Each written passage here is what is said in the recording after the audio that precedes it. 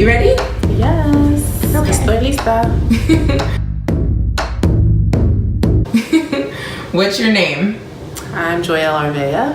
And how old are you? I'm 31. Okay. And who are you on a soul level? On a soul level?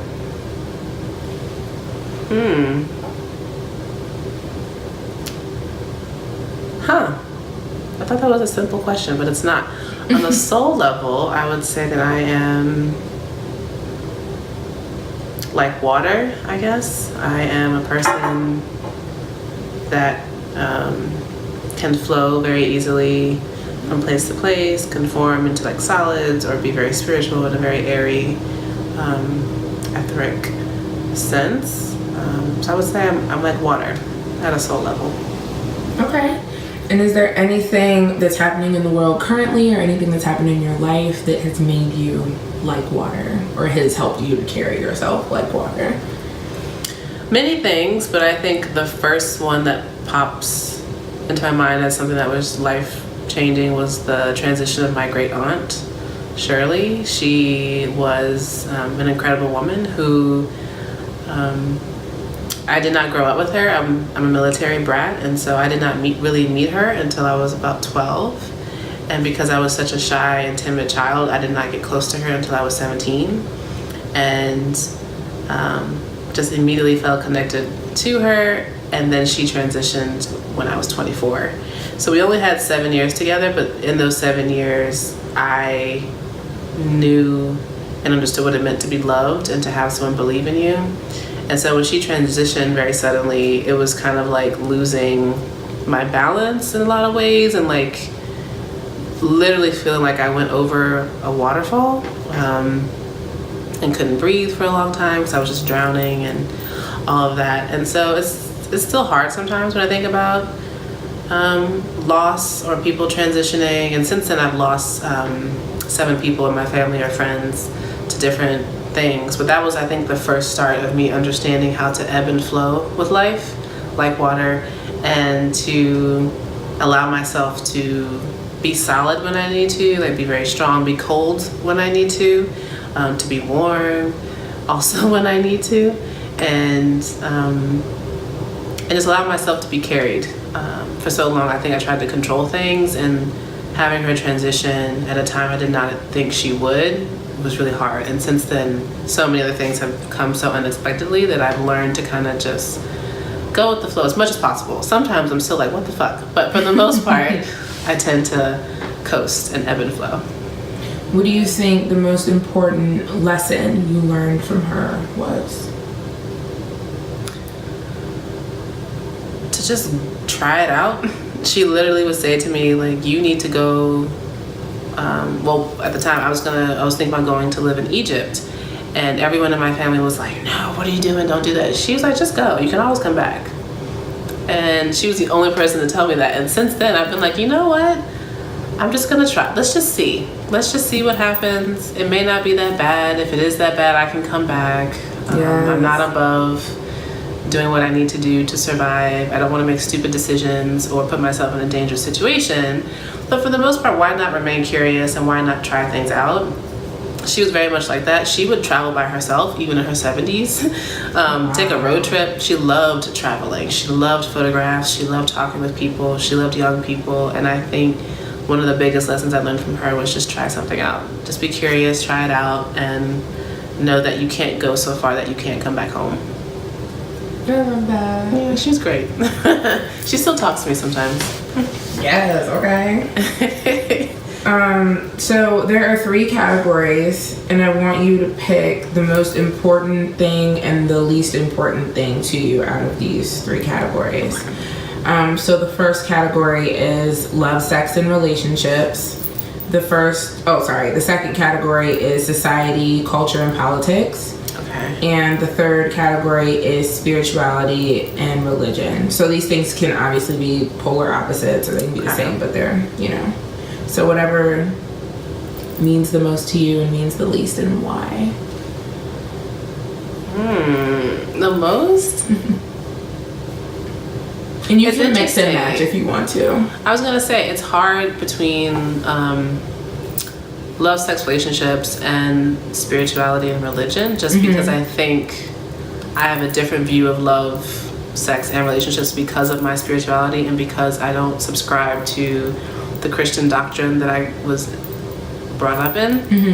And so I think if I had to mix and match, I would say spirituality and love are the most important, along with relationships and sex. And then after that would be society, politics, and what was the other one? And culture. And culture. I think those things are shaped by the others. And so, one, I think my spiritual practice is a lot stronger because I know now what love is for me, and I base that on my relationship with myself as well as with others. It's not always easy, and I do have to still go through things and understand and remind myself what I really want out of love and relationships. But because I have a spiritual base now that isn't grounded in doctrine that I believe oppresses me and my identities, I'm able to experience more of what this world has to offer, if that makes sense. And I'm able to be in relationships that are healthy and recognize when they're not healthy. And so through my spiritual practice and growth since I was, when did this start? This started when I was 23. So it's been about 8 or 9 years now. Since then, I've really learned that I don't stay with anyone or anything that doesn't serve me or that doesn't honor me. I don't go anywhere that I'm not celebrated, not like pompous, not like bow down, But if I don't feel as if if I'm getting respect, if I'm getting love, if I'm being held to a higher vibration, then I just won't go anymore. Whereas before I would feel like, oh, maybe I need to just change and shift for the environment or shift for people. But being a spiritual being, I now know that I don't have to do that. Like some things are just not for me, and that's okay. And so I would say those. I think definitely love and spirituality are top, and the others kind of fall where they do after that. I'm gonna fix this camera really quick because I want to make sure that. Okay, perfect. Okay, so if you're comfortable, can you talk a little bit about your spirituality, since you don't practice the religion that you grew up in? Like, what does your spiritual life look like now? So my spirituality is definitely rooted in African systems, spiritual systems. I have, since I was little, been very drawn to the practice of like root work, what some people call hoodoo. And I'm also drawn to other things like Santeria and voodoo and Yoruba and Ifa, and I haven't been initiated in any of those things, so I don't want to make it seem like I have any stake in those systems. However, I do have ancestral connections to that. Like, I've learned that I come from a line of women who are root workers. My mom's side, they're Gullah people from the islands that I did not know until they just let it slip one day. And so that's interesting. Also, I have discovered I have some Haitian roots, which explains my affiliation with New Orleans as well as Haiti, and just being able to really tap into the sense of connection that I have for certain places, and realizing that I'm not insane, like I'm not romanticizing these places. Like, there's a reason why I'm drawn to New Orleans or drawn to Haiti or drawn to Puerto Rico or drawn to Gullah Islands, and I find out it's because I have ancestry there, and I really do believe it's my ancestors who come from there that are allowing me to find out this information. So I don't have a name for it. I just know that it's rooted in more of my heritage and intuition. And so I do a lot of work with herbs. So I have a lot of herbs in my space. I make potions, I make tinctures, I make baths, I do lots of cleansing practices. I also do a lot of work with real food and use that as healing properties rather than medicine, Western medicine. And I do a lot of light work, using light, moon work. That works for me, and candle work as well. My ancestors communicate with me through candles. I found that out in a very, it's kind of funny now, but at the time I was scared to death about it, but I definitely know they communicate with me through that. And also, so is it through the flame? Through the flame, and also I heard a voice too when I was actually meditating with it. And so when my ancestors want to talk with me, I'll get this very sense and urge to like just start cleaning, almost like someone's coming over. And so I'll do that, and then I'll realize like, oh, it's because they want to visit. So I'll have a dream which tells me to light a candle, and the candle will actually like make popping sounds, like really, really loud popping sounds constantly. And also during that popping sounds, I'll hear someone say a message to me or something like that. And at first I thought I was losing my mind because it was an older woman's voice. I had never met her in real life before, but she would call me sweet baby and tell me things that I needed to hear and give me guidance. And it was very strange, and I thought I was schizophrenic because it happened. I love candles, and so I was like, why does this keep happening? Am I losing my mind? And it turns out that's just how they like to communicate, because I love candles and they love candles too. So there's that. And then there's also just being able to provide healing to other people. The first time I learned that I was a healer, I was 20-ish. And I mentored this little girl who was 7 years old at the time. So I might have been 19. And she came to me and she said, my ear hurts. And I don't know why, but I was just like, you know what? Can I put my hands on your ears or something and just see if that will help? And she was like, I guess, but we went to the doctor and nothing works.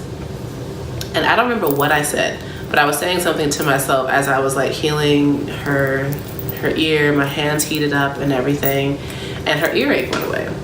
And I was like, was that really me? Or maybe she was making it up, I'm not sure. And since then, I've had people come to me and ask, like, just last week I had someone say, like, I have a really bad toothache and I don't know where it's coming from, what should I do? And I didn't even know this information, but I was like, you should have this type of whiskey along with a little bit of garlic and other healing remedies. They took it and immediately they were fine. And so it's things like that where it's like, I don't even know where that came from, but this is what I'm led to share. And so far it's gone well, and it's been great. So I don't know what to call that other than I'm a healer, I'm a root worker. I don't believe in the word witch. I think that has very negative connotations. And that's not necessarily what I want to do. I know there's like a whole reclamation around that word. But I think that's more for like white women, in my opinion. And so, I don't know if there's a name for it, but that's typically what I practice. I do pray. I acknowledge spirit, ancestors, light workers, guides, all that stuff, as well as myself. So that's beautiful. Thank you for sharing that. How did you? So your parents don't practice the same way you do there. My parents are pastors. So, okay. So, so that brings me to my next question, which is, how did you find the guts to tell them, I'm gonna do this now, even though you strongly believe this? Like, when did you decide to go your own way with your spirituality? I never told them, so they still don't know, but they suspect. They suspect. They know something's off and different with me, but they also know I have a stronger relationship with God. So they're just like, well, maybe she still is Christian, but just doesn't go to church or whatever. So no, they don't know. They know that I don't go to church and I don't do certain holidays anymore. Like I won't celebrate Thanksgiving and Christmas and things like that. It all started though when I became more active in my social justice work, and I noticed that the church wasn't doing what I thought it should be doing. And in particular, there was a woman in the congregation who was much older than me. I think she was twice my age. I was in my 20s, who came to me and was like, I don't have money to buy food for myself and my child who was autistic. She was like, would you be able to help me out or anything like that? And I was just like, I'll see what I can do. But me being like, you're a church member, let's go to the pastor, who was not my father, it was another man. He was actually a bishop, I think. And I went to him and I was like, hey, this woman is in need of food. Can we do like a food drive for her, or would you like to contribute? And his response was, are you sure that she's in need? And I'm like, well, she came to me, someone who's very young. I assume that she's telling the truth. And he gave me the runaround. He was just, I don't want her to take advantage of the church and the funds, and we don't know who this person is, because I wouldn't tell him. I wouldn't break her confidence, and he would not let me do a food drive for her. Wow. Or anything. So I was like, you know what? I will get her the food myself. And so I bought food for her out of my own pocket, gave it to her. Another instance was when I was in Boston, and this is after Mike Brown, and a pastor had the nerve to preach that we do not have the right to be angry because this all stems from sin. So let's just pray about it and love on each other and move on. What? Yes. Let that sit in for a little bit. Oh my God. That pissed me off, to say the least. I sent him a very long, lengthy email of like, how dare you tell me I don't have the right to be angry when I don't even want to have kids right now because I don't want to bury them one day. Like, that's not just sin. And I was like, how dare you tell me I don't have the right to be angry when you don't even know what it's like. You're a white man whose grandfather was a grand master of the in the KKK. Oh my God. And you're going to tell me this is all stemming from sin. Let's just love on each other. Let's not be angry. Fuck you, is what I really wanted to say. But I didn't, because I was still, a member of his church and everything. And I was just so turned off by that. And just this whole cycle of preaching about tithing and against homosexuality and let's support Israel in rotation. It's in sin. Like, pick a Sunday, that topic is going to come up at some point in rotation. And it's just like, I don't understand how you plan on preaching to people when you don't even know who the congregation is, and half your congregation can't afford to pay rent. They need food. Some of them have run-ins with the law. They need support. And you're not even out here. So how are you going to actually preach to them and tell them to be better and that life is going to be grand when you're not helping them get that lifestyle? And I also just started asking more questions about, why do I have to die to have paradise? Why do I have to die to have heaven? Right. Or to live the life that I am predestined to live? But it just didn't make sense to me anymore. And so all of these things were happening at the same time for me, of just like, what do I actually believe in? Does this make sense for me? And why do I have this like really itchy, like my heart itches? Like, it really did feel like my heart was itching when I was being told that we can't feed someone because she may take advantage of the church, or we don't have the right to be angry, or don't fornicate, or homosexuality is bad, or women can't be preachers, and that just all this oppressive rhetoric that just continued to uplift cis men that I just did not subscribe to anymore. I was also exploring more of my identity and sexuality as a woman who did not want to always be so covered up and put together and such a good girl. And I would be constantly chastised for that, like, make sure you cover up because you know how men are. And I would ask, like, why is it on me to protect myself from these men? Why can't they control themselves? You're in the church. Like, why, if you cannot control yourself and, be in the church, then maybe you shouldn't be in a position of leadership.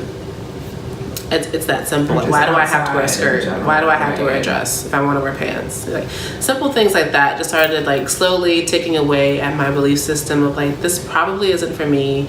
Not to mention the history of how we even became Christians, aside from the whole history of Ethiopia and Christianity. I'll set that aside. But in terms of people on this continent and in this Western hemisphere becoming Christians and manifest destiny, and just this legacy of blood and rape and oppression and enslavement, it's just like, why do we think this is the one thing that's supposed to be positive that survived that era? I don't know if it's entirely positive. And so I still very much have friends who are Christian. They know where I stand and believe in.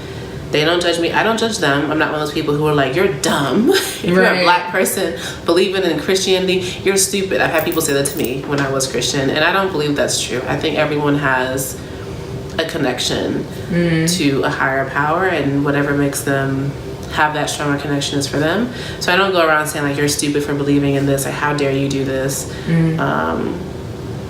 And they don't do that to me. And so it's been interesting that I haven't had that conversation yet with my parents. I have a feeling it will come because they are already...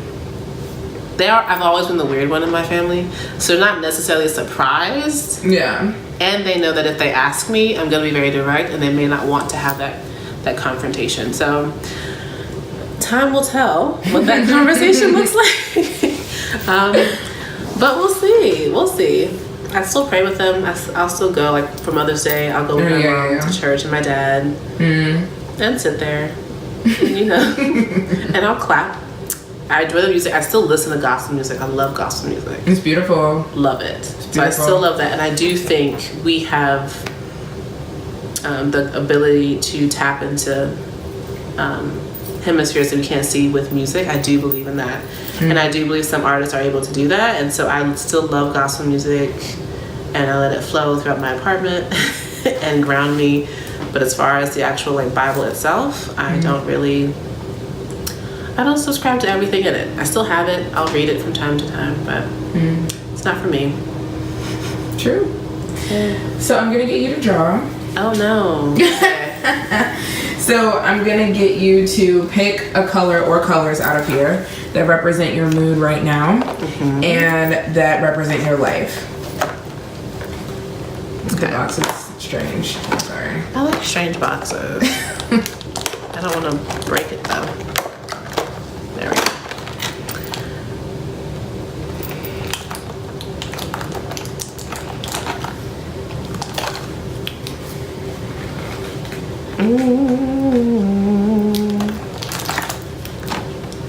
Okay. I don't know what these mean, but it's what I'm drawn to in the moment.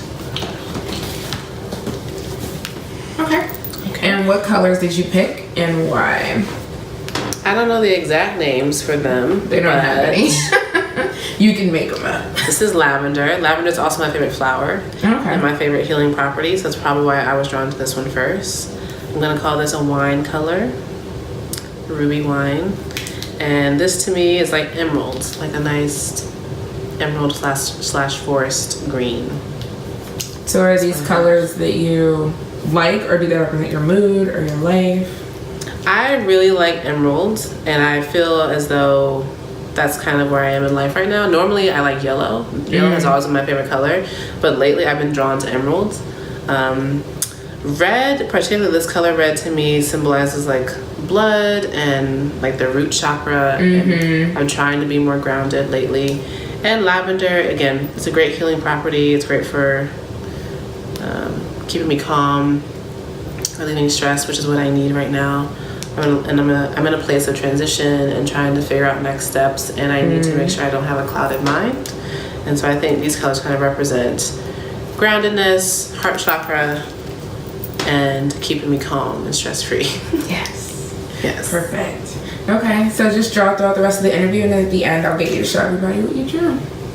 Okay. You don't have to worry about looking at the camera, and you don't have to worry about finishing, because most people don't finish. I don't know what to draw. Okay. Oh, just anything that comes to you, or let it flow. Okay, so the next question I'm going to ask you, what makes you the most upset? Damn, I've been asked this question so many times this year. Really? I need to have a better answer. Usually it's like, what makes you angry? I will say what makes me upset is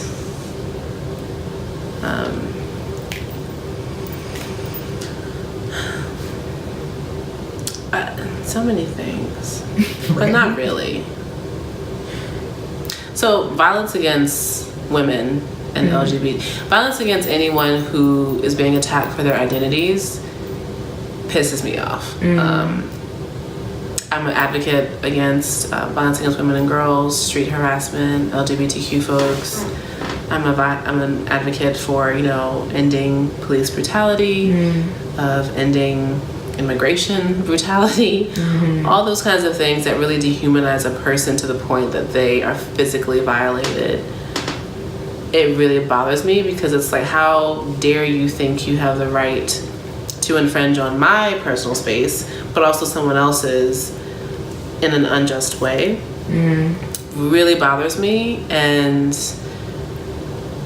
sometimes it does take a toll. Even as as a woman who does a lot of walking because I don't have a car, it's very frustrating that no matter what I'm wearing, no matter what I look like, even if I have my earphones in, a man will still feel as though he has the right to come in my space. I've had men take my earphone out and speak into my ear with their hot breath. Ew. In my space. I've been grabbed several times in public as I'm walking. I've been followed. I have been hit. I've been spit at. I'm a 2-time survivor of assault.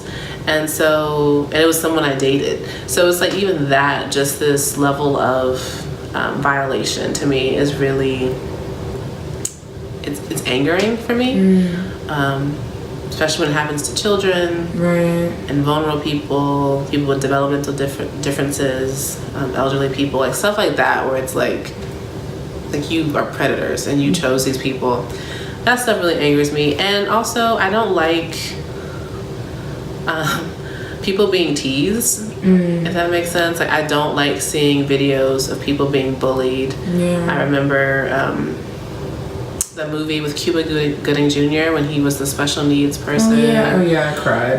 And they put him him in that like shed thing, right?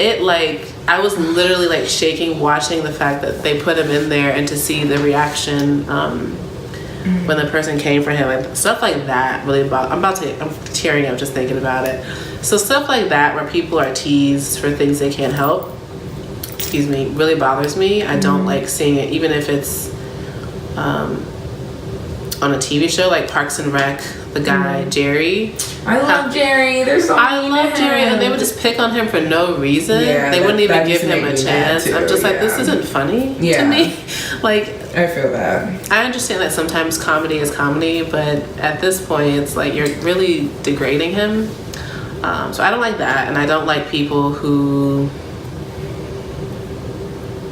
get joy out of that, like out of bullying somebody. Right. Or teasing. I just don't like it. I don't think it's necessary. I don't think that it has any place anywhere. And it can cost someone their life, Yeah. So, yeah. I don't like that. I really don't. And it also makes me angry that so many people, Black and brown people, LGBTQ people, are committing suicide. Like that. That really hurts me, because I have a cousin who I was really close to who committed suicide 3 years ago. And since then, it's just been interesting to see so many people in the news who are Black and brown commit suicide at such a young age. Like that makes me angry, because it's like, what are we doing as adults that are failing these young people to the point that they're finding peace in death? And so, wow. Heavy stuff makes me angry. But essentially. It makes sense, though. Makes sense. Okay, we're gonna switch it up. What excites you more than anything? What excites me? Traveling really excites me. What's your favorite place to travel, or the best place that you've been so far? Because you've been all over. I've been all over, but still not everywhere. So I have a lot of places I haven't seen yet that I want to see. I love Puerto Rico. I love Egypt. I lived there for a little while. I love, surprisingly, Iceland, because I hate the cold. I've been to Iceland twice. Let's see. Make a face that explains you. Like, if you were a facial expression, what would it be? Probably this, because I find that I make jokes out of things because I think people take life too seriously. And even in my line of work, I think there are enough things to be serious about that sometimes I will make inappropriate jokes or to try to lighten up the mood. And then I would also say my other facial expression is kind of like the eye roll. I roll my eyes a lot. A lot. At essentially bullshit. Like, whenever I feel like someone is bullshitting me, I roll my eyes. Or whenever there's nonsense, like the Taylor Swift thing that just happened, it's just like, really? I don't understand why you thought that was a good idea. She copied Beyonce's performance down to the whistle. Down to the whistle of her coming out.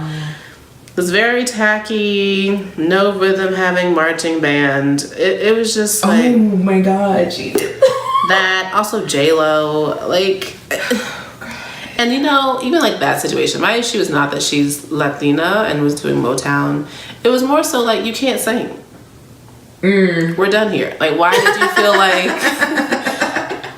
oh, Motown, people who sing with their whole throats, I'm gonna try to do that. Yeah. In a tribute. Oh. Even though I can't sing. Like, no, honey, you don't have any friends. Like, that was just not a good call. So I would say probably the eye roll. I'm very sarcastic, very sassy. What are you self-conscious about, if you're self-conscious about anything? I am self-conscious about... to be honest, I'm still self-conscious about my weight. I had an eating disorder. I used to be a dancer when I was a teenager, and I went through major depression and things like that. And so to this day, I still have a hard time when I can't fit things, or when I'm like extremely bloated, feeling unattractive, or feeling like I need to do extreme dieting or things like that. Even though I know in my mind I look fine, it's just I still have those moments of insecurity of like, oh my gosh, do I look good, or do I look too big, or do I look like, are my portions off or something like that. I still have that in the back of my mind because of my history with the eating disorder. So I'm still very self-conscious about that. And I would say I'm also self-conscious of my accent, because I have a weird one. So I grew up partially in Europe, and for a time I had like a slight German/British accent, but then my parents are Southern, so I also have a Southern drawl. And also I've lived in the United States a little bit longer than anywhere else, and so depending on how mad I am or who I'm talking to, certain words will come out in a different way, and I don't notice it until someone says it to me, and it makes me feel very self-conscious because they kind of like use it as a way to judge me or something like that. What are you most afraid of? My niece asked me this my nephew asked me this the other day. I think I'm afraid of not being able to breathe. So not just drowning, but if it's too hot and I can't breathe, all of a sudden I just start panicking. If it's like, but I'm not claustrophobic. See, I'm weird. I don't know.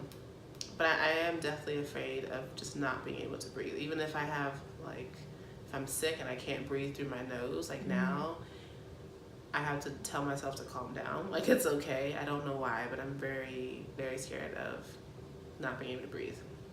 Okay. What don't you want to tell people but know you should share because it'll help someone else?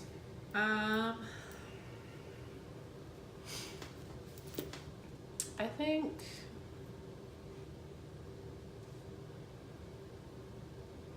one, that I'm bisexual, and two, that I'm a 2-time survivor of sexual assault. I've gotten more comfortable saying it, but it's still something I don't feel like I should have to tell people. However, because of the young girls I mentored, the other women in my life, other LGBTQ folks, I've been told that it's helpful for them to see that they're not alone, and that they never expected someone like me to be a survivor. And so, which is strange, right? Because what does a survivor look like? Right. There isn't like a one type fits all for what a survivor looks like. And so I know talking about it more and making it more common and normal conversations and spaces with predominantly men and in professional settings has been helpful to some people, because people think that it only happens on the street, or if you're at a wrong place at the wrong time, or someone breaks into your house and it happens that way. And that's not the case. Like, both of the people who assaulted me, I knew them, and I was dating one of them. So it's just interesting, like, even having that conversation of like, what does that look like, and how does that contribute to rape culture in general is interesting. And so yeah, I would say that. And then also my sexuality, because people think, and I won't name names or relationships to me, but some people think that I am bisexual because I was assaulted. And it's like, that's not how that works. And that's also very traumatic and harmful to say. And then they also think that about other people who are like, oh, if someone turns out to be gay or trans or whatever, it's because they were harmed and experienced some type of trauma, and so they're coping with it by taking on this sexuality and this identity. And it's just like, that's not true. And so being able to just navigate those phases and those conversations with other cis people, Black and brown people, religious people in particular, has been helpful to some, I think, and I need to be more vocal about it, because I know there are more people like me who may not feel comfortable talking about it with people that they know and love. Okay. I have no idea what I'm drawing, by the way. It's okay. I have one last question for you, and then you're going to show us whatever you have. Oh my God. Are you sure about this? Yeah. So the last question is, what do you have to say to the world? I would say be a leaf. Like, that's what I tell my mentees all the time. So I think that's what the world needs to do, is be a leaf and like allow the winds of life to carry you to and fro, and not take everything so seriously, and be willing to land in places that you didn't think you would end up, and be okay with it. Don't complain. Recognize there's a lesson in everything, even if it's to teach you what you don't want, or what you should want, or what you need to be thinking about. Has been very interesting. And I think, especially in the United States and Western culture, we put so much pressure on people to be competitive and to know right away, what are you going to do? How are you going to contribute? How are you going to make the world a better place, or not? What are you going to do with your life? Like, what do you want to be when you grow up? No one knows. There are people in their 50s who are changing careers, who are changing marriages and relationships, or having children for the first time, or not having children, or just allowing themselves to exist. And so I think, if anything, I want to tell more people to just be a leaf and recognize that you don't have as much control as you think you do in terms of where you're going to end up. And maybe that's also okay, because you'll land somewhere. So just take it easy. It's okay. Yeah. Okay. Perfect. All right. So we're ready for this disaster to be shown? Yes. It doesn't really make sense. This is all it is. Okay. Hold it up a little bit higher so everybody can. Okay. Oh, that looks trippy on camera though. So what is this? I don't know. I was a leaf, and I allowed the pins to just circle as they may. I like a lot of circles and loops. I don't like squares and lines. So that's why most things are curved. I don't like straightness at all. Yeah. So, and I love dots. I love dot work. My next tattoo is probably going to be with some dot work. So yeah. I love that. Thank you so much. Thank you. This was beautiful. You said all the things. Did I? I could have kept going. All right. This is Joyell Arvea, and I'm in the flesh. Yay!